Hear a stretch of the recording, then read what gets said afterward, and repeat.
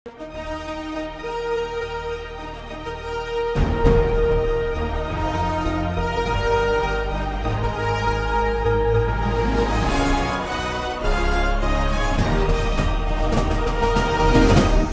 பார்த்து கொண்டிருப்பது உங்கள் ஜாஷ்வா டிவி, சகல ஜனங்களுக்கும் நற்செய்தி.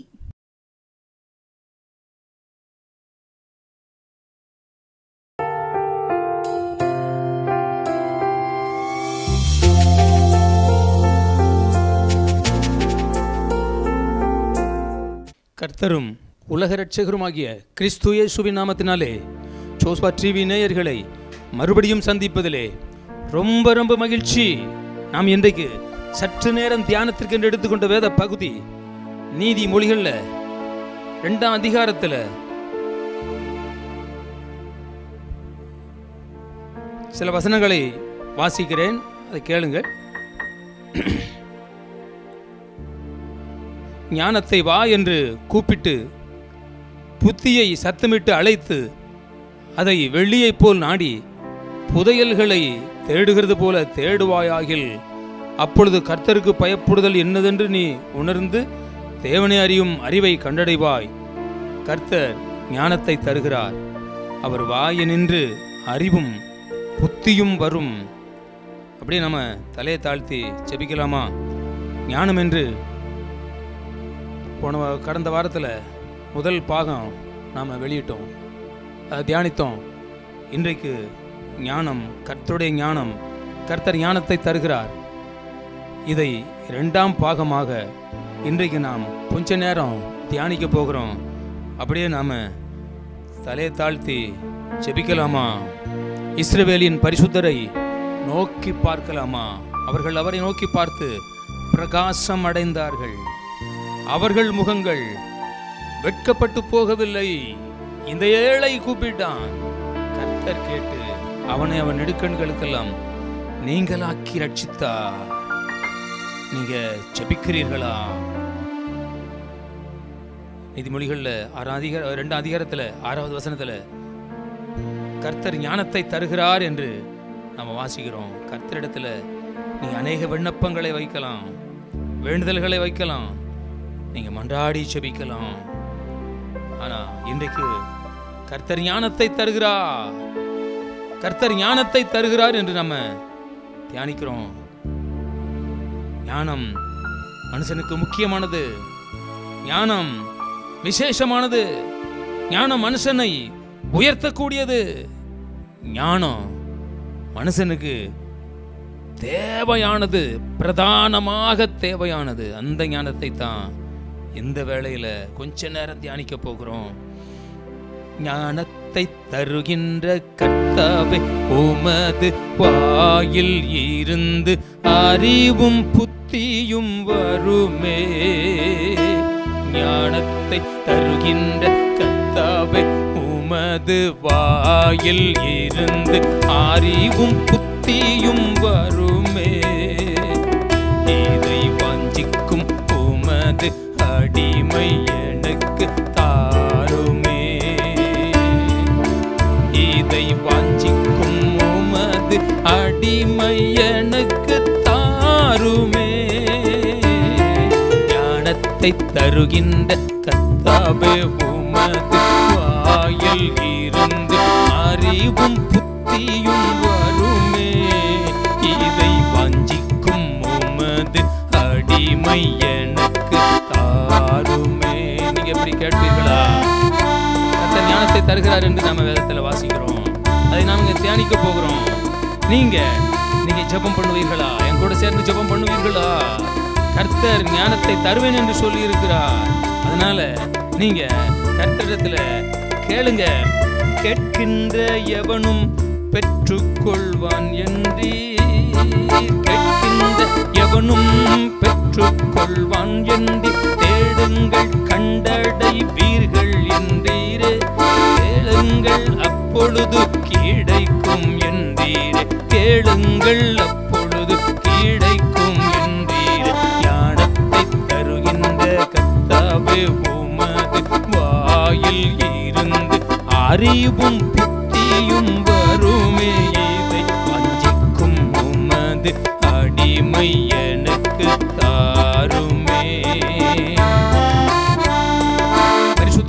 நிறைந்த நல்ல ஆண்டவரே, இந்த மாலை வேளையிலும் கூட அந்தி பலி செலுத்தக்கூடிய நேரத்திலும் கர்த்தாவே, நாங்கள் கொஞ்ச நேரம் உடைய வேத வார்த்தைகளை தியானிக்க போகிறோம். எங்களோடு இருந்து நீர் கிரியை செய்வீராக. என்னை மறைத்து பரிசுத்த ஆவியானவர் தாமே செயல்படுவீராக. இங்கே எழுந்தருளுவீராக, உதயமாகுவீராக, பிரசன்னமாகுவீராக. இயேசுவின் நாமத்தில் இந்த வேத வார்த்தை ஜனங்களுக்கும் பிரயோஜனமாயிருக்க, என் ஆண்டவராக இயேசு கிறிஸ்துவின் நாமத்திற்கு மகிமையாயிருக்க அனுக்கிரகம் செய்யும். இயேசுவின் நாமத்தில் ஜெபிக்கிறேன் எங்கள் ஜீவனுள்ள நல்ல பிதாவே. ஆமென், ஆமென். அன்பானவர்களே, கர்த்தர் ஞானத்தை தருகிறார். 2 நீதிமொழிகளில் 2 அதிகாரத்தில் 6வது வசனத்தில் கர்த்தர் ஞானத்தை தருகிறார். அவர் வாயினின்று அறிவும் புத்தியும் வரும். பாருங்க, கர்த்தர் கொடுக்கின்றவர், நாம் கேட்கின்றவர்கள். கர்த்தர் கொடுக்கின்றவர். பிரியமானவர்களே, நீங்கள் ஞானத்தை விரும்புகின்றீர்களா? நீங்கள் ஞானத்தை வாஞ்சிக்கின்றீர்களா? அப்படி நீங்கள் விரும்புகின்ற போது, ஞானத்தை நீங்கள் வாஞ்சிக்கின்ற போது கர்த்தர் உங்களுக்கு கொடுக்கின்றார். ஏனென்றால் கர்த்தரிடத்தில் தான் ஞானம் இருக்கிறது, கர்த்தரிடத்தில் தான் அறிவு இருக்கிறது, கர்த்தரிடத்தில் தான் இந்த விசேஷித்த புத்தி இருக்கிறது என்று நம்ம வேதத்தில் வாசிக்கிறோம். அதை சாலமன் என்ற பக்தன் நமக்கு அருமையாக எழுதி கொடுத்திருக்கின்றார். ஞானத்தை வா என்று கூப்பிடு என்று இங்கே 3வது வசனத்தில் 2ஆம் அதிகாரம் 3ஆம் வசனத்தில் சொல்லப்பட்டு இருக்கிறது. ஞானத்தின் மேல் நீங்கள் வாஞ்சையாயிருக்கின்றீர்களா? அன்பானவர்களே, உங்கள் வாஞ்ச இந்த ஞானத்தின் மேல் இருக்கட்டும். பக்தனாகிய தாவீது, மானானது நீரோடைகளை வாஞ்சித்து கதறுவது போல், தேவனே என் ஆத்துமா உம்மை வாஞ்சித்து கதறுகின்றது அப்படின்னு சொல்லி அவனுடைய அனுபவத்தில் சொல்லி அநேகரை அந்த வாஞ்சைக்குள்ளே இழுத்திருக்கிறான். உலகம் முழுவதும் கர்த்தரை நம்புகின்ற, கர்த்தருக்கு பின் செல்லுகின்ற ஒவ்வொரு பரிசுத்தவான்களும் அந்த வார்த்தையை சொல்லிக்கொண்டே இப்பொழுதும் பின்னாடி வருகிறாங்க. கர்த்தராகி ஆண்டவருக்கு பின்பாக வருகின்றாங்க. அந்த வாஞ்ச உங்களுக்குள்ள இன்றைக்கு இருக்க வேண்டும் என்று நான் விரும்புகின்றேன். கர்த்தர் ஞானத்தை தருகின்றார், கர்த்தர் ஞானத்தை தருகின்றார். பாருங்க, இந்த நீதிமொழிகளில் 3ஆம் அதிகாரத்தில் பாருங்க 19ஆம் வசனத்தை நான் வாசிக்கிறேன். ஞானத்தினால என்ன உண்டாயிருக்கு தெரியுமா? கர்த்தர் ஞானத்தினாலே பூமியை அஸ்திபாரப்படுத்தி புத்தியினாலே வானங்களை ஸ்தாபித்தார் என்று இங்கே எழுதப்பட்டு இருக்கிறது. அப்போ ஞானம் சாதாரணமானது அல்ல. ஞானம் மிகவும் மிகவும் அது உயர்ந்தது, அது உன்னதமானது. ஏன்னா கர்த்தருக்குள் தான் அந்த ஞானம் இருக்கிறது.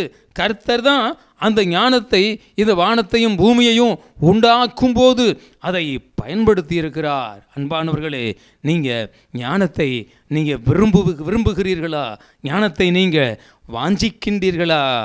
பாருங்க, கர்த்தர் ஞானத்தினாலே பூமியை அஸ்திபாரப்படுத்தி புத்தியினாலே வானங்களை ஸ்தாபித்தார். அடுத்து 20வது வசனத்தில் அவருடைய ஞானத்தினாலே ஆழங்கள் பிரிந்தது. ஆதியிலே கர்த்தராகிய தேவன் வார்த்தையினாலே வானத்தையும் பூமியையும் படைத்தார் என்று நாம் வாசிக்கிறோம். ஆனால் படைத்த படைப்புக்கள் எல்லாம் கர்த்தருடைய வார்த்தையினாலும் கர்த்தருக்குள்ளிருந்த ஞானத்தினாலும் உண்டாக்கப்பட்டது என்று இங்கே நாம் வாசிக்கிறோம். இந்த சாலமோன் ஞானி இப்படியாக சொல்லுகிறார், கர்த்தர் தம்முடைய ஞானத்தினாலே, பாருங்க, ஞானத்தினாலே பூமியை அஸ்திபாரப்படுத்தினார் என்று, ஞானத்தினாலே ஆழங்கள் பிரிந்ததென்று இங்கே எழுதப்பட்டிருக்கிறது. அந்த ஞானத்தை நீங்கள் வாஞ்சிக்க வேண்டும் என்று நான் விரும்புகின்றேன். இன்னொரு வசனத்தை கூட வாசிக்க நான் ஆசைப்படுகின்றேன். 1 ராஜாக்களில் 3ஆம் அதிகாரத்தில் இப்படியாக இந்த சாலமோன் கர்த்தர் ஞானத்தை தருகிறார் என்று நமக்கு சாட்சியாக எழுதி வைத்திருக்கின்ற இந்த சாலமன் ஞானத்தை கர்த்தரிடத்தில் எப்படி நாம் பெற்றுக்கொண்டான் என்று நம்ம பார்க்க போகிறோம். 3ஆம் அதிகாரத்தில் சில வசனங்களை நான் வாசிக்கிறேன். 4ஆம் வசனத்தையும் 5ஆம் வசனத்தையும் வாசிக்கிறேன். அப்படியே ராஜா பலியிட கிபியோனுக்கு போனான். அது பெரிய மேடையாக இருந்தது. அந்த பலிபீடத்தின் மேல் சாலமன் 1000 சர்வாங்க தகன பலிகளை செலுத்தினான். பாருங்க, 1000 தகன பலிகளை சாலமன் செலுத்தினான். கர்த்தர் ஞானத்தை தருகிறார். அந்த ஞானத்தை நாம் எப்படி பெற்றுக்கொள்வது? கர்த்தர் ஞானத்தை தருவதற்கு அவர் ஆயத்தமாக இருக்கிறார். ஆனால் தன்னுடைய அனுபவத்தை இந்த சாலமன் இங்கே 1 ராஜாக்களில் 3 அதிகாரத்தில் 4வது வசனத்தில் அப்படியே ராஜா பலியிட கிபியோனுக்கு போனான். அது பெரிய மேடையாக இருந்தது. அந்த பலிபீடத்தின் மேல் சாலமன் 1000 சர்வாங்க தகன பலிகளை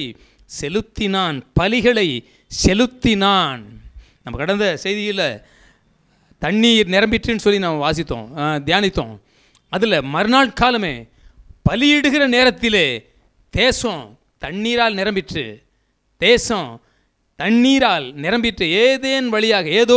ஏதோன் என்னும் அந்த பகுதி வழியாக தண்ணீர் வந்து அந்த தேசம் முழுதையும் நிரப்பிட்டு என்று நாம் வாசிக்கிறோம். அதே போல் பலியிடக்கூடிய நேரத்தில் தான், பலியிடும் போது தான் இங்கே சில காரியங்கள் நடக்கிறது என்று நாம் பார்க்கிறோம். அப்போ நாம் பலியிடணும். அதை அடுத்து பார்த்தீங்கன்னா 5வது வசனத்தில் கிபியோனிலே கர்த்தர் சாலமோனுக்கு ராத்திரியில் சொப்பனத்திலே தரிசனமாகி, பாருங்க 4ஆம் வசனத்தில் கிபியோனில் போய் சாலமோன் ராஜா பெரிய மேடையில் 1000 காளைகளை பலியிட்டான்.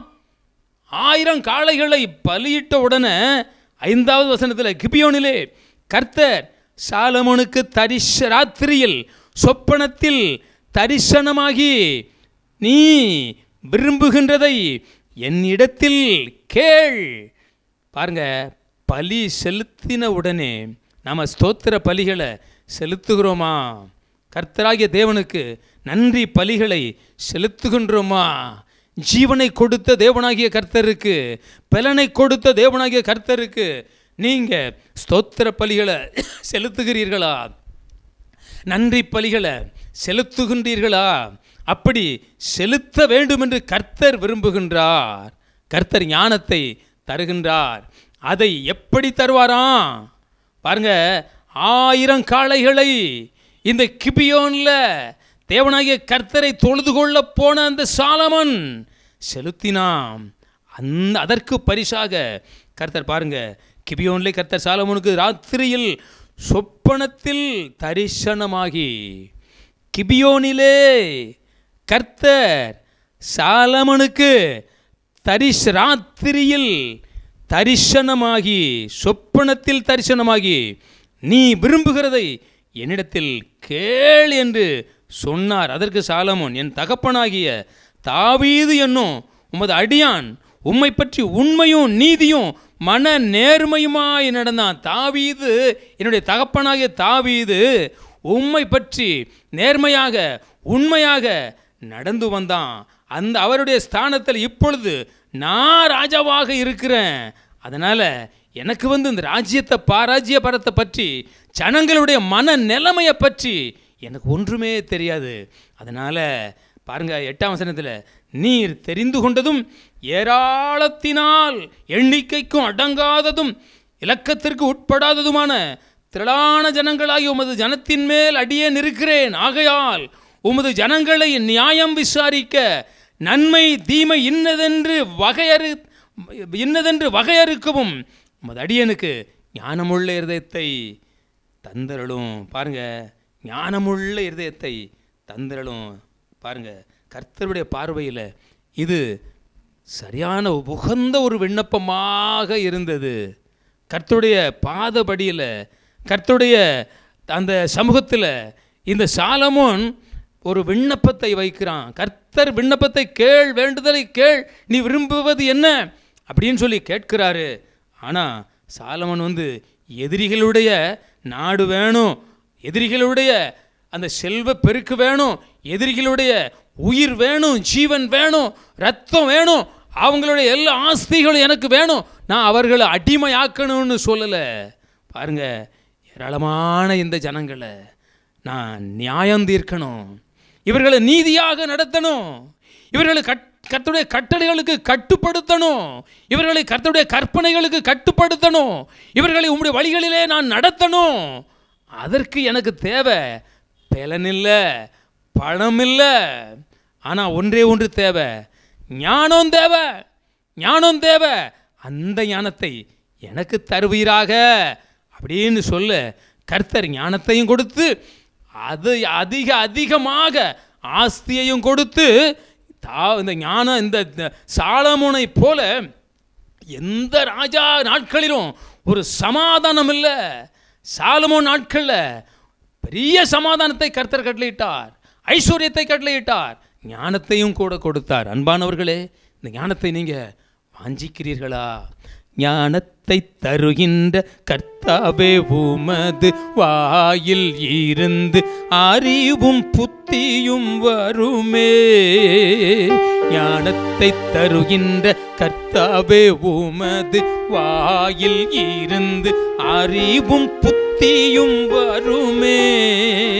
இதை வாஞ்சிக்கும் உமது அடிமை எனக்கு தாருமே. இதை வாஞ்சிக்கும் உமது அடிமை எனக்கு தாருமே, தாருமே. ஞானத்தை தருகின்ற கர்த்தாவே உமது வாயில் இருந்து அறிவும் புத்தியும் வருமே. இதை வாஞ்சிக்கும் உமது அடிமை எனக்கு தாருமே. தேடுங்கள், கண்டடைவீர்கள், தட்டுங்கள், உங்களுக்கு திறக்கப்படும். கேட்கின்ற எவனோ பெற்றுக்கொள்ளுவான். அன்பானவர்களே, இந்த சாலமோன் பாருங்க, பலியிட்டான், கர்த்தரிடத்துல விண்ணப்பங்களை கேட்டான். அந்த விண்ணப்பம் கர்த்தருடைய பார்வையில் உகந்தவைகளாக இருந்தது. உகந்த அந்த விண்ணப்பத்தை கர்த்தர் ஏற்றுக்கொண்டார். இந்த சாலமோனுக்கு ஞானத்தை கர்த்தர் கொடுத்தார். உங்களுக்கும் கர்த்தர் இந்த ஞானத்தை தருவதற்கு போதுமானவராக இருக்கிறார். இன்னொரு வசனத்தை கூட நான் வாசிக்க ஆசைப்படுகிறேன். நீதிமொழிகளில் 9ஆம் அதிகாரத்தில் இப்படியாக இந்த ஞானத்தை இங்கே இந்த சாலமன் வர்ணித்து எழுதியிருக்கிறார். 9ஆம் அதிகாரம் நீதிமொழிகளில் நாம் அந்த ஞானத்தை எப்படி வாஞ்சிக்கணும்னு சொல்லி அங்கே எழுதப்பட்டு இருக்கிறது. பாருங்கள், நான் வாசிக்கிறேன். நீதிமொழிகளில் 9ஆம் அதிகாரத்தில் இப்படியாக முதல் வசனத்தில், ஞானம் தன் வீட்டை கட்டி தன் 7 தூண்களையும் சித்திரம் தீர்த்து தன் கொழுத்த ஜந்துகளை அடித்து திராட்சை ரசத்தை வார்த்து வைத்து தன் போஜன பந்தியை ஆயத்தப்படுத்தி தன் பணிவிடைக்காரிகளை அனுப்பி பட்டணத்தின் உயர்ந்த மேடுகளின் மேல் நின்று கூப்பிட்டு புத்தியீனனை நோக்கி, எவன் பேதையோ அவன் இவ்விடத்தில் வரக்கடவன். நீங்கள் வந்து என் அப்பத்தை புசித்து நான் வார்த்த திராட்சரசத்தை பானம் பண்ணுங்கள்.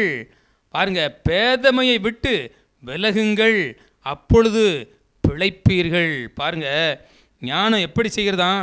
தன் வீட்டை கட்டுகிறதாம். அந்த வீட்டில் பாருங்க 7 தூண்களை அது தீர்த்து 7 தூண்களை நாட்டுகிறது அப்படின்னு சொல்லி அந்த ஞானத்தை பற்றி வர்ணித்திருக்கிறார். பாருங்க, வீட்டை ஒப்பிடுகிறார். அந்த வீட்டில் சரியான 7 தூண்களை ஒப்பிட்டு பேசுகின்றார் இந்த சாலமோன் ஞானி. அடுத்து தன் கொழுத்த ஜந்துக்களை அடித்து தன் திராட்சரசத்தை வார்த்து தன் போஜன பலியை ஆயத்தப்படுத்தி தன்னுடைய பணிவிடைக்காரிகளை, பாருங்க, தன்னுடைய கொழுத்த ஜந்துக்களை அடிக்கிறாரு, தன்னுடைய திராட்சரசத்தை வார்க்கிறாரு, தன்னுடைய போஜன பந்தியை ஆயத்தப்படுத்தி வைத்திருக்கிறாரு. எதற்காக? ஞானத்தை மனுஷர்கள் பெற்றுக்கொள்ள வேண்டும் என்பதற்காக. கர்த்தராகிய தேவன் பூமியின் மண்ணினாலே மனுஷனை உருவாக்கினார் என்று நம்ம வேதத்தில் வாசிக்கிறோம்.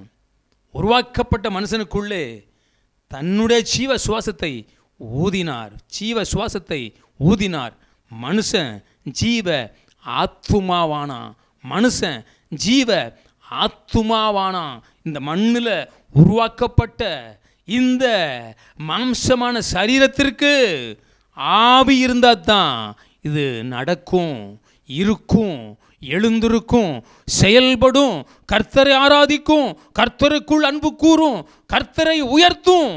அதே போலத்தான் அந்த மனுஷனுக்குள்ள ஆவி எப்படி விசேஷமாக தேவை இருக்கிறதோ அதே போல ஒரு மனுஷனுக்குள்ள ஞானம் தேவை.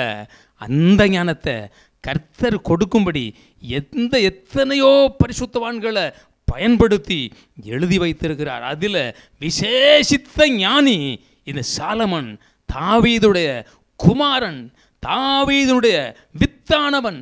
தாவீதுக்குள் கர்த்தரை அறிகிற அறிவும் கர்த்தருடைய வசனமும் பெருகி இருந்ததினாலே அவனுடைய கற்ப பிறப்பாகிய சாலமோனுக்குள்ளே கர்த்தரை அறிகிற அறிவும் கர்த்தருக்குள் இருக்கிற கர்த்தரை தேடுகிற ஞானமும் கர்த்தர் பயன்படுத்தக்கூடிய ஒரு ஞானமுள்ள மனுஷனாகவும் கர்த்தர் அவனை உருவாக்கினார். காரணம் என்ன? அவன் கர்த்தரை அதிகமாக கர்த்தருக்கு பலியிட்டான், கர்த்தரை தேடினான், கர்த்தரிடத்தில் கேட்டான். அதனால் அவனுக்கு ஞானம் கிடைத்தது. அந்த ஞானத்தை இவ்வளவாக வர்ணித்து எழுதியிருக்கிறார். கொளுத்த சந்து, திராட்சரசம், இன்னும் போஜன பந்தி ஆயத்தப்படுத்துதான். மறுபடியும் அதை ஆயத்தப்படுத்தி வைத்துவிட்டு பணிவிடைக்காரிகளை அனுப்பி பட்டணத்தின் உயர்ந்த மேடைகளில் மேல் நின்று கூப்பிடுகிறது ஞானம். புத்தியினரை நோக்கி எவன் பேதையோ அவன் இவ்விடத்தில் வரக்கடவன். நீங்கள் வந்து அப்பத்தை புசித்து நான் வார்த்த திராட்சரசத்தை பானம் பண்ணுங்கள். பாருங்க, அடுத்த வசனத்தை 6வது வசனத்தில் பேதமையை விட்டு விலகுங்கள், அப்பொழுது பிழைப்பீர்கள்.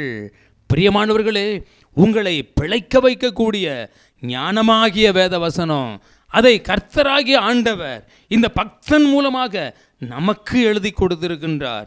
பிழைக்க வைக்கக்கூடிய வேத வசனம் எல்லாம் ஆவி ஆனவராலே நமக்கு அருளப்பட்டு இருக்கிறது. சாதாரணமாக இந்த ஞானத்தை நாம் தியானித்து கொண்டிருக்கின்றோம். ஆனால் இந்த ஞானம் என்ற பொருளுக்குள்ள கர்த்தராகிய இயேசு கிறிஸ்துவின் அந்த பாடுகளையும் அந்த அவருடைய மரணங்களையும் நாம் நினைவு கூறும்படியாக பாருங்கள். நீங்கள் வந்து என் அப்பத்தை புசித்து நான் வார்த்த திராட்சரசத்தை பானம் பண்ணுங்க. அடுத்த வசனத்தில் நீங்கள் பேதமையை விட்டு விலகுங்க, அப்பொழுது நீங்கள் பிழைப்பீங்க. பிழைப்பூட்டும்படியாக இந்த உலகத்தில் உலக வாழ்க்கை 70 வருடம் 80 வருடம், அதை அடுத்து நாம் இந்த உலகத்தை விட்டு கடந்து போயிடுவோம். ஆனால் நம்ம அழியாத வாழ்வாகிய அந்த பரலோக ராஜ்யத்தில் ஆபிரகாம் கூட, ஈசாக்கு கூட, யாக்கோபு கூட, பழைய ஏற்பாட்டு பரிசுத்தவான்கள், புதிய ஏற்பாட்டு பரிசுத்தவான்கள் எல்லாரோடு நம்ம வாழ வேண்டுமானால் நீங்கள் பேதமையை விட்டு விலகுங்க, அப்பொழுது பிழைப்பீங்க அப்படின்னு சொல்லி இங்கே எழுதப்பட்டு இருக்கிறது. இந்த ஞானத்தை நாம் என்று கூப்பிடுவோமா? ஞானத்தை தர வாஞ்சையாக இருக்கின்ற கர்த்தரிடத்தில் நாம் ஜெபித்து பெற்றுக்கொள்வோமா? கர்த்தரிடத்தில் நாம் ஜெபம் பண்ணுவோமா? நாம் ஒரே 2 சம்பவத்தை மாத்திரம் பார்த்தோம். ஞானத்தை பற்றி, ஞானத்தை கர்த்தர் தருகின்றார். அந்த ஞானத்தை நாம் பெற்றுக்கொள்வோமா? ஸ்தோத்திர பலிகளை செலுத்தி நாம் பெற்றுக்கொள்வோமா? கிபியோனில் போய் சாலமோன் ஜெபம் பண்ணினான், கர்த்தரை துதித்தான், பலியிட்டான். அன்றைக்கு கர்த்தர் அவனுக்கு தரிசனமானார். முச்செடியிலே எழுந்தருளி மோசேக்கு தரிசனமாகி முகமாய் பேசியவரே. முச்செடியிலே எழுந்தருளி மோசேக்கு தரிசனமாகி முகமாய் பேசியவரே. சாலமோன் கிபியோன்ல போய் ஜெபம் பண்ணான் அல்லவா, பலியிட்டான் அல்லவா, கர்த்தரை தரிசித்தான் அல்லவா, கர்த்தருக்குள் அவன் கர்த்தரிடத்தில் விண்ணப்பம் பண்ணினான் அல்லவா. அவன் என்னை நோக்கி கூப்பிடுவான், நான் அவனுக்கு மறு உத்தரவு அருளி செய்வேன் என்று நம்ம வேதத்தில் வாசிக்கிறோம். அது மாதிரி விண்ணப்பம் பண்ணினான் சாலமன். கர்த்தர் வேண்டுதலை கேட்டார், ஞானத்தை கொடுத்தார். அதே போல உச்செடியிலே எழுந்தருளி மோசேக்கு தரிசனமாகி முகம் முகமாய் பேசியவரே, முச்சடியிலே எழுந்தருளி மோசேக்கு தரிசனமாகி முகம் முகமாய் பேசியவரே, மெல்லிய உமது குரலை கேட்க அடிமை நானும் ஆசையாய் உள்ளே, மெல்லிய உமது குரலை கேட்க அடிமை நானும் ஆசையாய் உள்ளேன். சரணம் சரணம் ஐயா இயேசுவும் திருப்பாதம் சரணம்,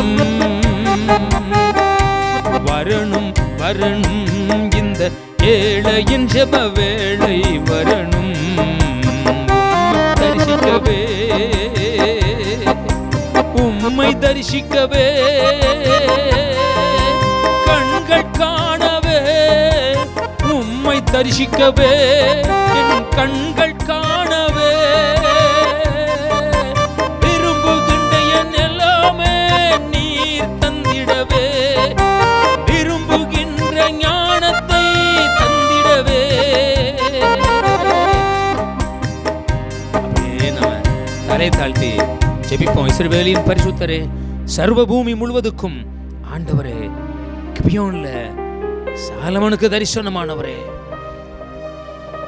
பலியிட்ட உடனே தரிசனம் பார்த்தானே, நீ அவனிடத்துல நீர் கேட்டீர, விரும்புவதை கேள் என்று சொல்லி கேட்டபோது எனக்கு ஞானம் மாத்திரம் போதும் என்று சொன்ன போது ஞானத்தையும் கொடுத்து ஞானத்தோடு கூட நிறைவான ஐஸ்வர்யத்தையும் ஆசீர்வாதத்தையும் கொடுத்து உயர்த்தினீரே.